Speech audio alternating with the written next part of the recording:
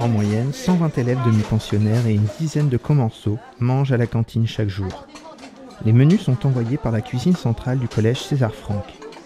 Il y a 3 choix d'entrée, 3 choix de protéines, un produit laitier et 1 ou 2 choix de dessert.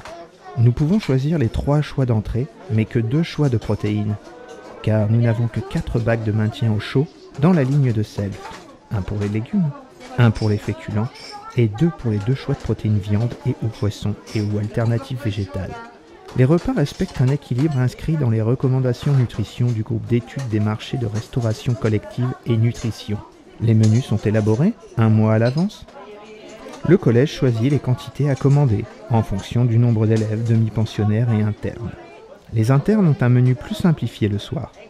Il n'y a pas forcément de choix dans ce qu'il est proposé, mais il suit toujours le même principe. Une entrée, un plat de protéines, un féculent et un légume, un produit laitier et un dessert. Les repas sont préparés jusqu'à 3 jours maximal à l'avance à la cuisine centrale. Ils sont livrés le jour même. Les frites et les steaks hachés sont cuits sur place. Sinon, tous les plats sont déjà cuisinés et sont à réchauffer. Les entrées sont déjà coupées et assaisonnées.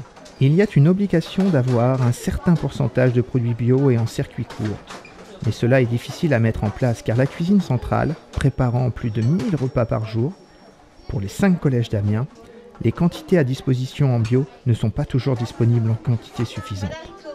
Bien souvent, les entreprises bio ou à circuit court sont de petites structures. Il va même à l'encontre de leur conviction de produire en quantité industrielle.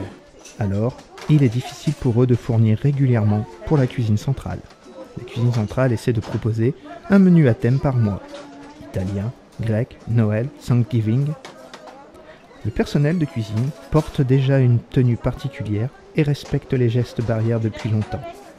Il y a des analyses biologiques régulièrement indépendantes sur les aliments, mais aussi sur le nettoyage du matériel et des tables.